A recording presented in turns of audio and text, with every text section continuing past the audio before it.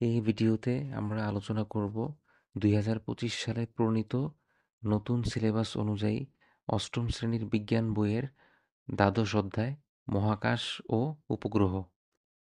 আমরা শিখব মহাকাশ নিয়ে আলোচনা, মহাবিশ্ব নিয়ে বিস্তারিত আলোচনা, উপগ্রহের প্রকার এবং ব্যবহার, অনুশীলনীর সৃজনশীল প্রশ্ন উত্তর এবং সবার শেষে বিজ্ঞান বিষয়ক কিছু কৌতূহলদীপ্ত আলোচনা।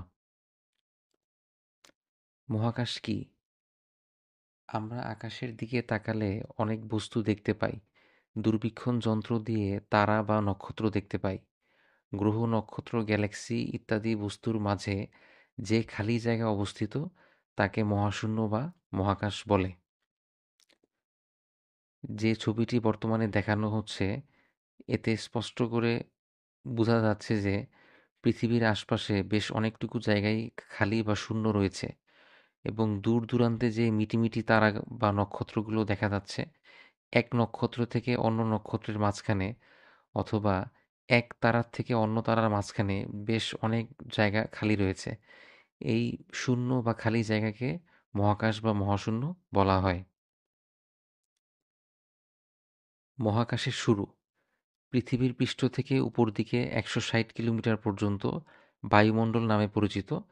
এই ১৬০ কিলোমিটারের উপর থেকে মহাকাশের শুরু বলে হিসাব করা হয়।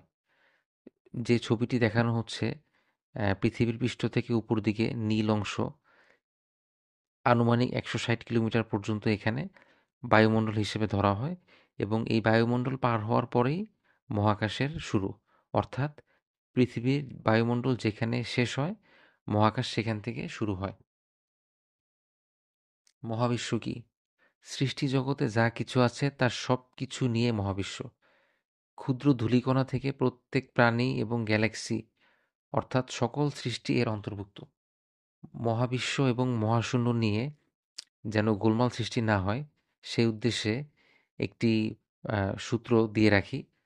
মহাবিশ্ব সম্পর্কে আমরা সবাই বেশ কম জানি। এই অধ্যায় না পড়া সত্ত্বেও আমরা সবাই নিশ্চয়ই সূরা ফাতিহার যে প্রথম আয়াত, আলহামদুলিল্লাহি রব্বিল আলামিন এর সাথে পরিচিত।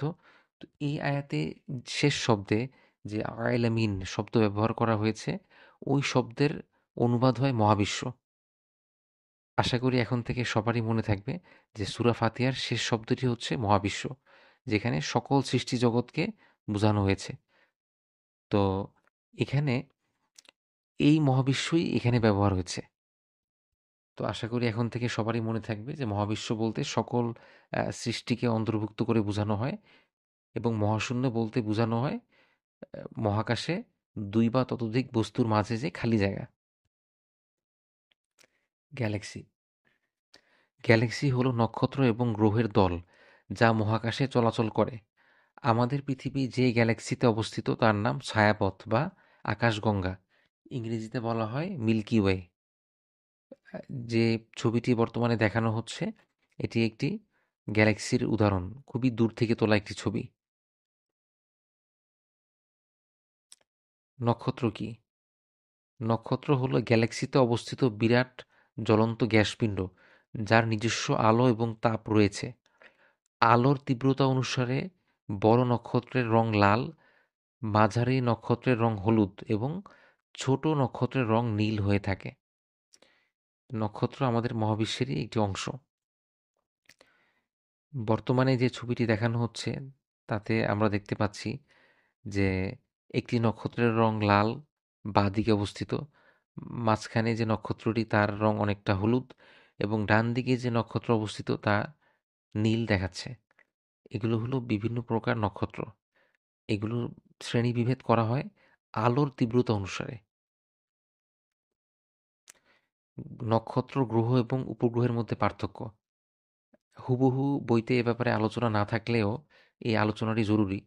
বিজ্ঞান বিষয়ে শিখতে হলে এই বিশেষ করে মহাকাশ নিয়ে পড়াশোনা করতে এই বস্তুগুলোর মধ্যে পার্থক্য জানাটা খুবই জরুরি। তো আমরা এখানে আলোচনা করতে যাচ্ছি। নক্ষত্র আকারে সবচেয়ে বিশাল হয় এদের মধ্যে। অপরদিকে গ্রহ হয় নক্ষত্রের চেয়ে ছোট কিন্তু উপগ্রহের চেয়ে বড় এবং উপগ্রহ হয় নক্ষত্র এবং গ্রহের চেয়ে ছোট। মানে সবচেয়ে ছোট। নক্ষত্রের ক্ষেত্রে নিজস্ব তাপ এবং আলো রয়েছে। গ্রহের নিজস্ব তাপ ও আলো থাকে না। তাপ এবং আলো নক্ষত্র থেকে প্রাপ্ত হয়। অপরদিকে নক্ষত্র থেকে প্রাপ্ত আলোর প্রতিফলন দেখায় উপগ্রহ। উদাহরণ হিসেবে আমরা বলতে পারি সূর্য একটি নক্ষত্র, আমাদের সবচেয়ে পরিচিত নক্ষত্র। আমাদের সবচেয়ে পরিচিত গ্রহ পৃথিবী, যেখানে আমরা বসবাস করি, এবং আমাদের সবচেয়ে পরিচিত উপগ্রহ হলো চাঁদ। কৃত্রিম উপগ্রহ বলতে আরেক ধরনের বিশেষ উপগ্রহ বোঝায় যা মানুষের তৈরি। কিছুক্ষণ পরে আমরা এই ব্যাপারে আলোচনা করব। তো এই ছবিতেও আমরা পার্থক্য দেখাচ্ছি যে সূর্যের আকার বড়, এই জন্য ছবিটিকে বড় রাখা হয়েছে। অপরদিকে গ্রহ যে পৃথিবী, তার আকার তুলনামূলক নক্ষত্রের চেয়ে ছোট এবং উপগ্রহ সবচেয়ে ছোট নক্ষত্র এবং গ্রহের তুলনায়। আরেকটি বিষয় এখানে বোঝার জন্য বলা হচ্ছে যে নক্ষত্রের যে আলো রয়েছে তা এর নিজস্ব। গ্রহ এবং উপগ্রহের কোনো নিজস্ব আলো বা তাপ থাকে না। আরও সহজ করে মনে রাখার জন্য একটি সূত্র আমি বলে দিই। সেটি হলো যে কোরআন শরীফে একাধিক জায়গায় সূর্যের যে আলো তাকে বোঝানো হয়েছে সিরাজ নামে একটি শব্দ। সিরাজ আমাদের বাংলা ভাষায় বিভিন্ন জনের যেমন নাম হয় সিরাজ। তো এই সিরাজ শব্দের দ্বারা সাধারণ অর্থে আরবিতে বোঝায় যে এমন কোনো মহাকাশীয় বস্তু যার নিজস্ব জ্বলন্ত তাপ বা আলো রয়েছে, সিরাজ। সূর্যকে একাধিক জায়গায় কোরআন শরীফে সিরাজ বলা হয়েছে। এবং মজার ব্যাপার হলো যে চাঁদের আলোর কথাও কোরআন শরীফে এসেছে, তবে তার সম্পূর্ণ ভিন্ন শব্দে। হ্যাঁ, চাঁদের যে আলো সেটাকে মুনির বলা হয়েছে কোরআন শরীফে একাধিক জায়গায়, মুনির। তো সিরাজ এবং মুনির দুটোই সাধারণ অর্থে আলো, তবে বিশেষ পার্থক্য রয়েছে দুই আলোর মধ্যে। যেখানে সূর্যের ক্ষেত্রে বারবার বলা হয়েছে সিরাজ, চাঁদের ক্ষেত্রে কিন্তু সিরাজ কোথাও বলা হয়নি, সেখানে বলা হয়েছে মুনির, মানে অনেকটা লুমিনাস ইংরেজিতে বলা যায়। হ্যাঁ, তো এই পার্থক্য আশা করি সবার মনে রাখতে সাহায্য করবে যে সূর্যের যে আলো তার সম্পূর্ণ ভিন্ন শব্দের পরিচয়ে পরিচিত, এবং চাঁদের যে আলো তা আসলে সূর্যের মতো নয়, অর্থাৎ প্রতিফলিত। উপগ্রহের সাধারণত প্রতিফলিত আলো থাকে যা আসলে নিজের নয়। অপরদিকে নক্ষত্রের নিজস্ব তাপ এবং আলো থাকে। তো আমাদের যে সৌরজগৎ বা সৌরজগতের মডেল, আমাদের এই সৌরজগতে ৮টি গ্রহ রয়েছে। সৌরজগতে ৮টি গ্রহ ভিন্ন গতিতে সূর্যের চারিদিকে ঘুরতে থাকে। গ্রহগুলোর নাম হলো, পর্যায়ক্রমে বলা হচ্ছে, সূর্য থেকে সবচেয়ে কাছে বুধ, তারপরে শুক্র, তারপরে আমাদের পৃথিবী, তারপরে মঙ্গল, বৃহস্পতি, শনি, ইউরেনাস এবং নেপচুন। এই ৮টি গ্রহ সূর্যকে প্রদক্ষিণ করে বেড়ায় চারিদিকে ভিন্ন ভিন্ন গতিতে। সূর্যের সবচেয়ে কাছে, যত কাছে যে গ্রহ তার কাছে তত আহ, আলো এবং তাপ বেশি পৌঁছায়। পর্যায়ক্রমে যত দূরে তাদের তত কম এবং আলো এবং তাপ পৌঁছায়। মহাবিশ্বের উৎপত্তি, বিগ ব্যাং তত্ত্ব। মহাবিশ্বের উৎপত্তি নিয়ে একাধিক তত্ত্ব রয়েছে। এদের মধ্যে বহুল প্রচলিত হলো বিগ ব্যাং তত্ত্ব। সম্পূর্ণ মহাবিশ্ব অনেক আগে উত্তপ্ত এবং অসীম ঘনত্বের অবস্থায় ছিল, একক একটি বিন্দুতে। সেখানে মহাবিস্ফোরণের ফলে তা দ্রুত প্রসারিত হয় এবং ঠান্ডা হয়ে বর্তমান অবস্থায় পৌঁছায়। স্টিফেন হকিং সহ বর্তমানকালের একাধিক বিজ্ঞানী এই মতামতকে সমর্থন দিয়েছেন। ১৭৭৫ বা ১৩.৭৫ বিলিয়ন বছর আগে এই বিস্ফোরণ হয়েছিল বলে জানা যায়। অর্থাৎ এই বিস্ফোরণটি আনুমানিক হয়েছিল ১৩৭৫ কোটি বছর বা ১৩.৭৫ বিলিয়ন বছর আগে, এবং তারপর থেকে আজও আমাদের মহাবিশ্ব সম্প্রসারণশীল। এই ছবিটি দেখলে আরো সহজে বোঝা যায় যে বিগ ব্যাং তত্ত্ব কিভাবে কাজ করে।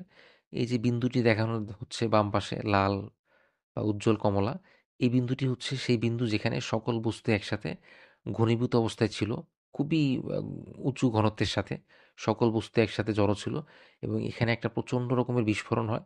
এই বিস্ফোরণের ফলে ডান দিকে যে দৃশ্যগুলো দেখাচ্ছে আস্তে আস্তে ছিটকে পড়ে এবং এক এক করে এই গ্যালাক্সি, সৌরজগৎ, তার মধ্যে নক্ষত্র, নক্ষত্র থেকে গ্রহ উপগ্রহ এক এক করে সৃষ্টি হয়। এই প্রচণ্ড বিস্ফোরণের ফলে প্রচণ্ড গতিতে এই বস্তুগুলো এক এক করে বেরিয়ে আসে এবং যে যার অবস্থানে চলে যায়, এবং এখনও তা সম্প্রসারণশীল। তবে পর্যায়ক্রমে বিস্ফোরণের পরে ঠান্ডা অবস্থায় হয়ে বর্তমানে আমরা যে অবস্থায় আছি এই অবস্থায় পৌঁছায়। শুরুতে প্রচণ্ড গরম ছিল, কিন্তু বর্তমানে যথেষ্ট ঠান্ডা এবং সহনশীল পর্যায়ে আছে। তো এই ছবিটি দ্বারা বিগ ব্যাংয়ের অনেকটুকুই বোঝা যায় যে বিগ ব্যাং তত্ত্ব আসলে কিভাবে বলতে চাচ্ছে মহাবিশ্বের উৎপত্তি। বাঁ দিকের বিন্দুতে শুরু, মহাবিস্ফোরণের ফলে ছড়িয়ে ছিটিয়ে সম্প্রসারণশীল অবস্থায় গ্রহ নক্ষত্রগুলো নিজ নিজ অবস্থানে পৌঁছায়। এটি হলো এক প্রকারের ভিজুয়ালাইজেশন, যা আমাদের কল্পনা করতে সাহায্য করবে। কৃত্রিম উপগ্রহ, মানুষের পাঠানো যেসব মহাকাশযান পৃথিবীর চারিদিকে ঘুরে, এদের বলা হয় কৃত্রিম উপগ্রহ বা স্যাটেলাইট। স্যাটেলাইটকে আসলে রকেটের সাহায্যে উৎক্ষেপণ করা হয়। বাঁ দিকের ছবিটিতে আমরা যেমন দেখতে পাচ্ছি, একটি রকেট স্যাটেলাইটকে নিয়ে যাচ্ছে উৎক্ষেপণের জন্য, এবং উৎক্ষেপণের পরে পৃথিবীর চারিদিকে স্যাটেলাইটগুলো ঘুরে বেড়ায়। ডান দিকের ছবিটিতে আমরা যেরকম দেখতে পাচ্ছি অত্যাধুনিক স্যাটেলাইট, পৃথিবীর মধ্যাকর্ষণ বা অভিকর্ষ বলের কারণে কৃত্রিম উপগ্রহ চাঁদের মতো পৃথিবীর চারিদিকে নিজস্ব কক্ষপথে এই স্যাটেলাইটগুলো ঘুরে বেড়ায়। চাঁদের মতোই এরা ঘুরে বেড়ায়, তবে এগুলো কৃত্রিম বা মানুষের তৈরি। কৃত্রিম উপগ্রহের ইতিহাস। কৃত্রিম উপগ্রহ স্পুটনিক-1 পাঠায় সোভিয়েত ইউনিয়ন, যা বর্তমানে রাশিয়া নামে পরিচিত, 4 অক্টোবর 1957 সালে বা তারিখে। দ্বিতীয় কৃত্রিম উপগ্রহ স্পুটনিক-2 পাঠায় আবারও সোভিয়েত ইউনিয়ন, যা বর্তমানে রাশিয়া, 2 নভেম্বর 1957 সালে বা তারিখে। এক্সপ্লোরার নামের একটি কৃত্রিম উপগ্রহ মার্কিন যুক্তরাষ্ট্র 1958 সালের 2 ফেব্রুয়ারি পাঠায়। আবার ভস্টক-1 নামের কৃত্রিম উপগ্রহে মহাকাশে যান সোভিয়েত নাগরিক ইউরি গ্যাগারিন 1961 সালের 12 এপ্রিল। ভস্টক-6 নামের কৃত্রিম উপগ্রহে 1963 সালে মহাকাশে যান সোভিয়েত নারী মহাকাশচারী ভ্যালেন্টিনা তেরেস্কোভা। এগুলো কৃত্রিম উপগ্রহের ইতিহাস এর অংশ। এখানে দেখানো হচ্ছে কৃত্রিম উপগ্রহের একাধিক ছবি। বাঁ দিকে আমরা দেখতে পাচ্ছি ইউরি গ্যাগারিন এবং তার পাশে ভস্টক 1, তারপর ভস্টক 6 এর ছবি মাঝখানে, এবং সবার শেষে এক্সপ্লোরার, যা মার্কিন যুক্তরাষ্ট্র পাঠায়। কৃত্রিম উপগ্রহের চলার পথ। যদি কোনো কৃত্রিম উপগ্রহকে পৃথিবীর প্রায় 250 কিলোমিটার উপরে তুলে পৃথিবী পৃষ্ঠের সমান্তরালে বা সমান্তরালভাবে প্রতি সেকেন্ডে প্রায় 8 কিলোমিটার বেগ দেওয়া যায়, তবে কৃত্রিম উপগ্রহটি পৃথিবীর চারিদিকে ঘুরতে থাকবে। কিন্তু সমস্যা হলো যে এত উপরে তুলে কোনো বস্তুকে এত বেশি বেগ দিতে গেলে বায়ুস্তরের সাথে তীব্র সংঘর্ষে তাপ উৎপন্ন হয়ে বস্তুটি পুড়ে ছাই হয়ে যাবে। এজন্য একাধিক রকেটের সাহায্যে কৃত্রিম উপগ্রহকে নির্দিষ্ট উচ্চতায় তুলে প্রয়োজনীয় বেগ দেওয়া হয়। তখন কৃত্রিম উপগ্রহটি পৃথিবীর চারপাশে ঘুরতে থাকে। এর আগের স্লাইডে আমরা যেরকম দেখলাম যে এই রকেটগুলো দিয়ে আসলে কৃত্রিম উপগ্রহ পাঠানো হয়, এ- এই কথাটি এখানে বলা হচ্ছে যে একাধিক রকেটের সাহায্যে কৃত্রিম উপগ্রহগুলোকে নির্দিষ্ট উচ্চতায় তুলে প্রয়োজনীয় বেগ দেওয়া হয়। তারপর এগুলো ঘুরতে শুরু করে, যা বর্তমান ছবিতে আমরা দেখতে পাচ্ছি। কৃত্রিম উপগ্রহের ব্যবহার ও গুরুত্ব। কৃত্রিম উপগ্রহ নানান রকম কাজে ব্যবহার করা হয়। ব্যবহার অনুসারে এদের বিভিন্ন নামে অভিহিত করা হয়, যেমন যোগাযোগ উপগ্রহ, আবহাওয়া উপগ্রহ, পৃথিবী পর্যবেক্ষণকারী উপগ্রহ, সামরিক বা গোয়েন্দা উপগ্রহ, নৌ পরিবহন উপগ্রহ, জ্যোতির্বিদ্যা বিষয়ক উপগ্রহ ইত্যাদি। অর্থাৎ কাজের উপর নির্ভর করে এদের ভিন্ন ভিন্ন নাম দেওয়া হয়েছে। যোগাযোগ উপগ্রহ, এই উপগ্রহ টেলিভিশন প্রোগ্রাম ও টেলিফোন সংবাদ পৃথিবীর এক প্রান্ত থেকে অন্য প্রান্তে বয়ে নিয়ে যোগাযোগে সাহায্য করে, তাই এর নাম যোগাযোগ উপগ্রহ। অর্থাৎ যে উপগ্রহ আমাদেরকে যোগাযোগে সাহায্য করবে সহজ ভাষায়, তাই হলো যোগাযোগ উপগ্রহ বা ইংরেজিতে কমিউনিকেশন স্যাটেলাইট। আমরা যখন টেলিফোনে অন্য দেশের কারোর সাথে কথা বলি, তখন আমাদের দেশের কোনো যোগাযোগের ডিশ অ্যান্টেনা থেকে একটি বেতার সংকেত কৃত্রিম উপগ্রহে প্রেরিত হয়। উপগ্রহটি সংকেতটিকে অপর দেশের কোনো একটি ডিশ অ্যান্টেনার মাধ্যমে, যার সাথে কথা বলছি, তার টেলিফোনে পৌঁছায়। এছাড়া আমরা টেলিভিশনে খেলা দেখার সময় যে দেশে খেলা হচ্ছে সে দেশ থেকে ডিশ অ্যান্টেনার মাধ্যমে একটি সংকেত উপগ্রহে পাঠানো হয়। উপগ্রহ সংকেতটি পুনরায় আমাদের দেশের কোনো ডিশ অ্যান্টেনার মাধ্যমে আমাদের টেলিভিশনে পৌঁছে। যোগাযোগ উপগ্রহের উদাহরণ হলো ইন্টেলসেট-1। এই নামের একটি যোগাযোগ উপগ্রহ রয়েছে যা আমাদের আন্তর্জাতিক বিশ্বে যোগাযোগে সাহায্য করে। এই ছবিটিতে আমরা দেখতে পাচ্ছি যে অ্যান্টেনা থেকে সিগন্যাল যাচ্ছে স্যাটেলাইটের দিকে এবং স্যাটেলাইট থেকে নির্দিষ্ট একটি বাসার দিকে আবার রিসিভার বরাবর যাচ্ছে।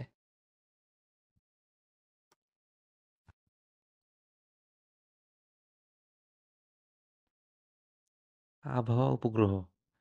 আমরা টেলিভিশন ও রেডিওতে আবহাওয়ার খবর শুনি এবং পত্রিকায় আবহাওয়ার খবর পড়ি। আবহাওয়া উপগ্রহ আবহাওয়ার পূর্বাভাস দানকারী ব্যক্তিদের জানিয়ে দেয় ওই দিনের বা পরবর্তী কয়েকদিনের আবহাওয়া কেমন হতে পারে, কোথায় মেঘবৃষ্টি হচ্ছে, কোন দিকে মেঘ যাচ্ছে, বা কোথায় কখন বৃষ্টি হতে পারে, বায়ুপ্রবাহ, সাইক্লোন সৃষ্টি হওয়া, মেঘ ঘনীভূত হওয়া, কোন দিকে আঘাত ঘূর্ণিঝড় হানতে পারে, তার সবকিছু এই উপগ্রহ দিয়ে পর্যবেক্ষণ করে পূর্বাভাস দেওয়া যায়। ছবিতে আমরা দেখতে পাচ্ছি একটি আবহাওয়া উপগ্রহ বা ওয়েদার স্যাটেলাইট, ইংরেজিতে বলা হয় ওয়েদার স্যাটেলাইট, যা পৃথিবীর চারিদিকে প্রদক্ষিণ করে বিভিন্ন দেশের আবহাওয়া ও জলবায়ুর তথ্য প্রদান করে। পৃথিবী পর্যবেক্ষণকারী উপগ্রহ। এই উপগ্রহ পৃথিবী পৃষ্ঠের সুস্পষ্ট চিত্র দিতে পারে। সমুদ্রে কোনো জাহাজ থেকে তেল চুইয়ে কোথায় পরিবেশ দূষণ হচ্ছে, কোন শহরের বায়ু দূষিত, তা এই উপগ্রহের সাহায্যে ছবি তুলে জানা যেতে পারে। কোনো মাঠের ফসল ভালো হচ্ছে বা পোকামাকড় দ্বারা আক্রমণ করেছে, তার তথ্য ও ছবি এই উপগ্রহ পাঠাতে পারে। বনে কোথায় আগুন লেগেছে বা কোনো জাহাজের যাত্রাপথে হিমবাহ আছে কিনা তা জানতে এই উপগ্রহ সহায়তা করতে পারে। দূষণ নির্ণয়ের ক্ষেত্রেও এই উপগ্রহ ব্যবহার করা হয়। যে ছবিটি আমরা বর্তমানে দেখতে পাচ্ছি তাতে অ্যানিমেশন আকারে কিছু তথ্য দেওয়া হয়েছে, যেমন প্রাকৃতিক বিভিন্ন অবস্থান, বাস্তু সংস্থান অথবা পরিবেশ দূষণ।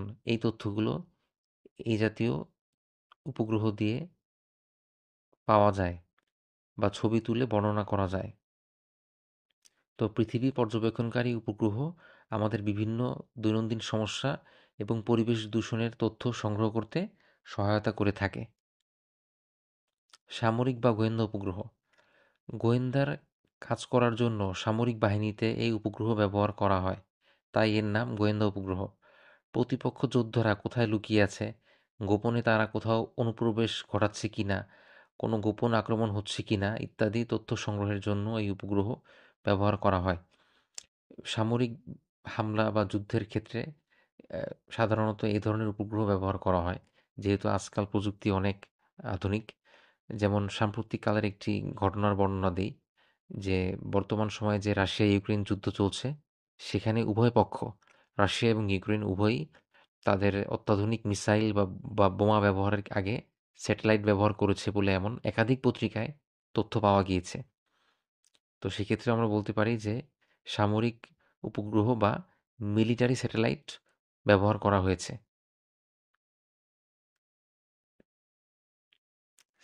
সৃজনশীল প্রশ্নে আসি। ১ নম্বর সৃজনশীল প্রশ্ন। এখানে উদ্দীপকে দেয়া আছে, মাছ ধরার নৌকার মালিক বকর সদাগর রেডিওতে শুনতে পেলেন বঙ্গোপসাগরের দক্ষিণে ঘূর্ণিঝড় ঘনীভূত হচ্ছে, যে কোনো সময় উপকূলে আঘাত হানতে পারে। কক্সবাজার সমুদ্রবন্দরকে ৩ নম্বর বিপদ সংকেত দেখাতে বলা হয়েছে এবং মাছ ধরার নৌকাকে উপকূলের কাছাকাছি থাকতে বলা হয়েছে। প্রথম প্রশ্ন, কৃত্রিম উপগ্রহ কাকে বলে? তো ক নম্বর প্রশ্ন, এটি এক বাক্যে দেয়া যাবে, যেমন কৃত্রিম উপগ্রহের সংজ্ঞা। আমরা কি জানি? আমরা জানি যে পৃথিবীর চারিদিকে প্রদক্ষিণ করার জন্য কৃত্রিম উপায়ে তৈরি যে মহাকাশযানগুলো মানুষ প্রেরণ করে থাকে তাদেরকে কৃত্রিম উপগ্রহ বা স্যাটেলাইট বা আর্টিফিশিয়াল স্যাটেলাইট বলা হয়। আমরা যেগুলো একাধিকবার বিভিন্ন উদাহরণে দেখেছি এই ভিডিওতে, ওইরকম একটি উদাহরণ হিসেবে দেয়া যেতে পারে। ক নম্বরের প্রশ্নে খুব বেশি করা উত্তর লম্বা করার দরকার নেই। খ নম্বর প্রশ্ন, মহাবিশ্ব বলতে কি বোঝায়? হ্যাঁ, মহাবিশ্বের সংজ্ঞা আমরা এর আগে আলোচনা করেছি, যে এই সৃষ্টি জগতের সকল কিছুই মহাবিশ্ব বা ইউনিভার্সের অন্তর্ভুক্ত, যেখানে আমরা সূরা ফাতিহার প্রথম আয়াতের কথা বলেছিলাম। তো মহাবিশ্ব বলতে এই সম্পূর্ণ অঞ্চলটিকে বোঝানো হয়। যেহেতু খ নম্বরের প্রশ্ন সৃজনশীল, সেহেতু প্রথমে মহাবিশ্বের পরিচয় দিয়ে পরবর্তীতে কয়েক বাক্য লিখলে ভালো হয়। গ নম্বর প্রশ্ন, রেডিও অফিসের ঘূর্ণিঝড় ঘনীভূত হওয়ার তথ্য পাওয়াতে বকর সওদাগরের কী উপকার হলো? হ্যাঁ, এটি গ নম্বরের প্রশ্ন। সাধারণত ১ পৃষ্ঠা পরিপূর্ণ লিখলে ভালো হয়। আরেকটু বেশি লিখতে পারলে আরও ভালো। সৃজনশীল গ। তো এক্ষেত্রে ১ম এ শুরু করা যায় এভাবে যে, উদ্দীপকে আমরা যে জানতে পেরেছি যে, মাছ ধরার নৌকার মালিক বকর সওদাগর রেডিওতে তথ্য পেলেন। রেডিওতে যে তথ্যটি তিনি পেয়েছেন তা নিশ্চয়ই কোনো না কোনো স্যাটেলাইটের মাধ্যমে আগে এসেছে এবং এক্ষেত্রে ব্যবহার হচ্ছে আবহাওয়া স্যাটেলাইট, হ্যাঁ? বা ওয়েদার স্যাটেলাইট। তো আবহাওয়া স্যাটেলাইট থেকে প্রাপ্ত তথ্য রেডিওর মাধ্যমে আ আমাদেরকে জানানো হয়। এই বর্ণনার দিকে আস্তে, আস্তে যেতে হবে এবং তার কী উপকার হলো? উপকারের প্যারাতে এরকম হবে যে, যেহেতু তিনি জানতে পেরেছেন যে ৩ নম্বর বিপদ সংকেত দেখানো হয়েছে এবং আ যেকোনো সময় ঘূর্ণিঝড় ঘনীভূত হচ্ছে, যেকোনো সময় হামলা করতে পারে। তো সেক্ষেত্রে তিনি ওই সংকেত বুঝে অ্যা উপকূলীয় অঞ্চলের কাছাকাছি থাকবেন, গভীর সমুদ্রে যাবেন না।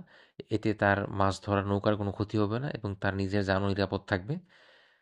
তো এভাবে আবহাওয়ার উপগ্রহ আমাদেরকে বিভিন্নভাবে প্রযুক্তিগত সহায়তা দিয়ে যাচ্ছে, তথ্য দিয়ে যাচ্ছে, ছবি দিয়ে যাচ্ছে, যেগুলো আমাদের সবার ক্ষেত্রেই উপকারী। বিশেষ করে যারা মাছ ধরার নৌকা চালায় বা ওই অঞ্চলে যারা বসবাস করে, তাদের খুবই কাজে দেয়।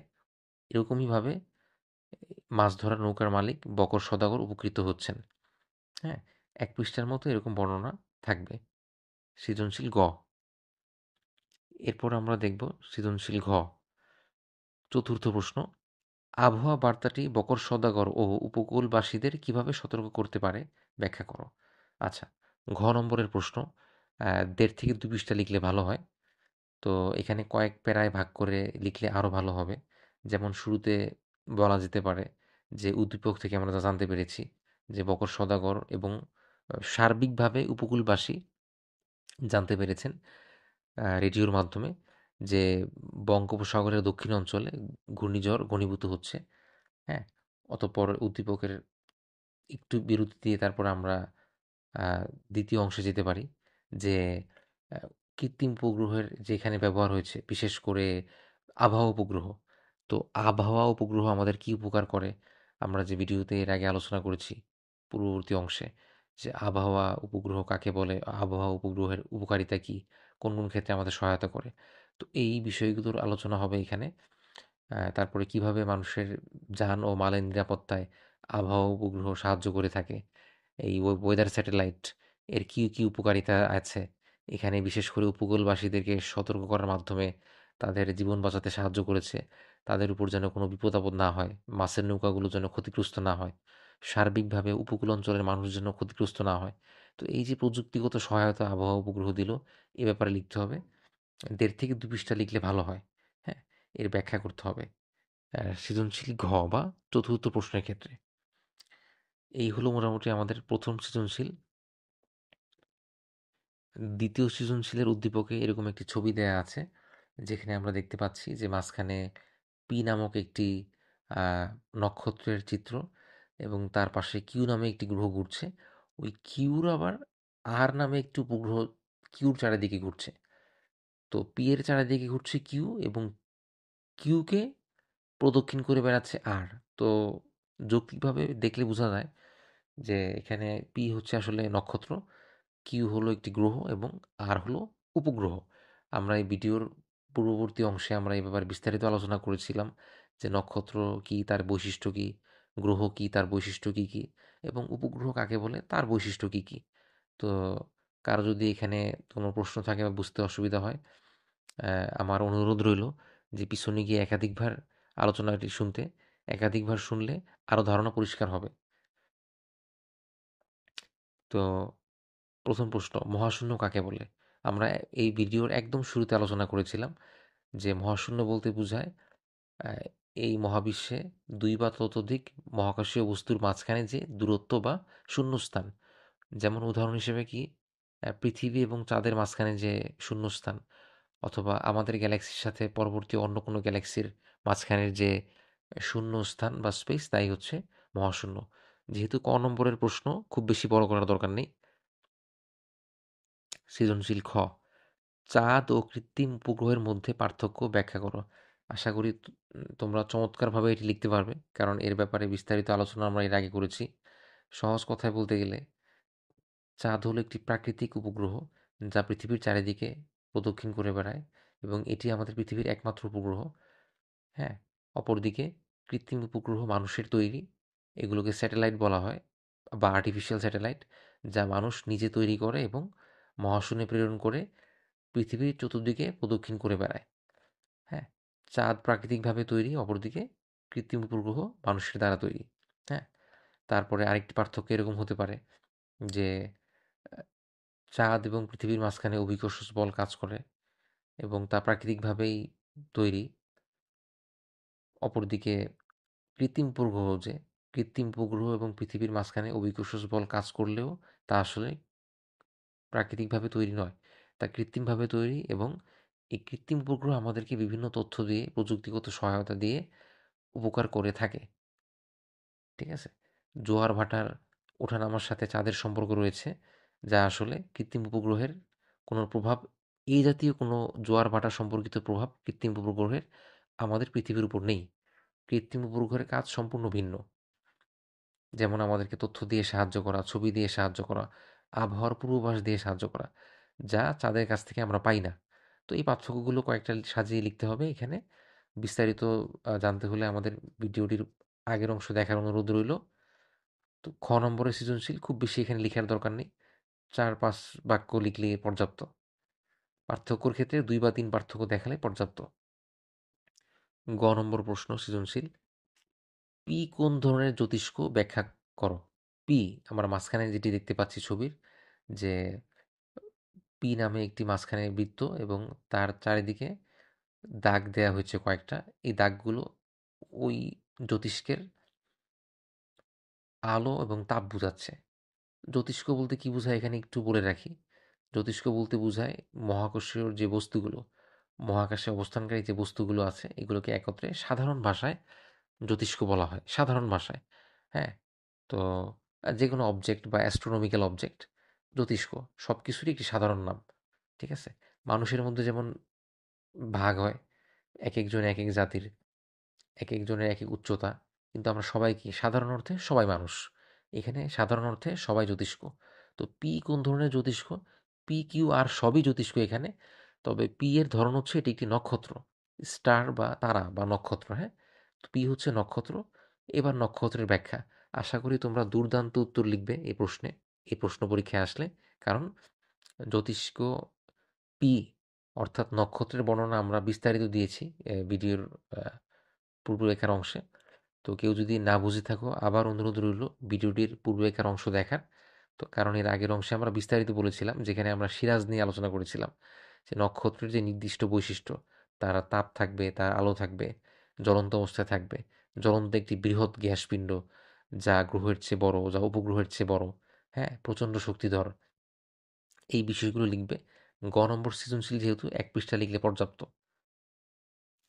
হ্যাঁ, তারপরে ঘ, সর্বশেষ সৃজনশীল প্রশ্ন, পি কিউ আর সম্পর্কে তুলনামূলক আলোচনা করো। আচ্ছা, পি এখানে কি প্রথমে পরিচয় দিতে হবে, যেহেতু সৃজনশীল ঘ চতুর্থ প্রশ্ন সেহেতু একটু বড় করতে হবে, 2 পৃষ্ঠার মতো লিখলে ভালো হয়। তো প্রথম অংশ, প্রথম প্যারায় আমরা আলোচনা করব পি কিউ এবং আর আসলে কি। পি এখানে একটি স্পষ্ট নক্ষত্র বোঝাচ্ছে, কিউ একটি গ্রহ এবং আর হলো উপগ্রহ। ঠিক আছে? তো গ্রহের পরিচয়, উপগ্রহের পরিচয় এবং নক্ষত্রের পরিচয় দিয়ে আমাদের প্রথম প্যারা শুরু। তারপরে সামান্য একটু বিরতি দিয়ে নিচের থেকে আবার দ্বিতীয় প্যারা শুরু, যে এদের মধ্যে সম্পর্ক আছে, এদের মধ্যে পার্থক্যও আছে। তো তুলনামূলক আলোচনার ক্ষেত্রে সম্পর্ক এবং পার্থক্য দুটোই আসবে। হ্যাঁ, তো আমরা বিশেষ করে এই ভিডিওর মাঝখানে আমরা আলোচনা করেছিলাম আহ, গ্রহ, নক্ষত্র এবং উপগ্রহের মধ্যকার যে পার্থক্যগুলো, সম্পর্কগুলো, যেমন আহ, তুলনামূলক আকার হিসাব করতে গেলে নক্ষত্র বিশাল বড় হয়, সেই তুলনায় গ্রহ ছোট হয়। এবং তুলনামূলক সবচেয়ে ছোট হয় উপগ্রহ, হ্যাঁ? বা স্যাটেলাইট।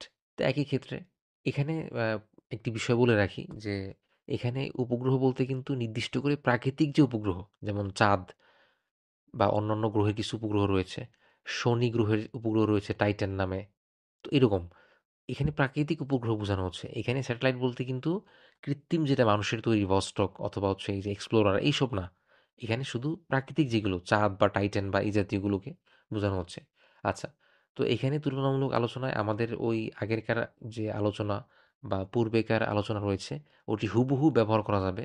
একদম আশা করি দুর্দান্ত উত্তর দিবে তোমরা যদি এই প্রশ্ন আসে যে পি, কিউ ও আর এর সম্পর্কে তুলনামূলক আলোচনা, অথবা আরেকটু সহজ করে বলতে গেলে নক্ষত্র, গ্রহ এবং উপগ্রহের মধ্যেকার তুলনামূলক আলোচনা, অথবা এই প্রশ্নটি এভাবেও আসতে পারে যে পি, কিউ ও আর এর মধ্যে পার্থক্য।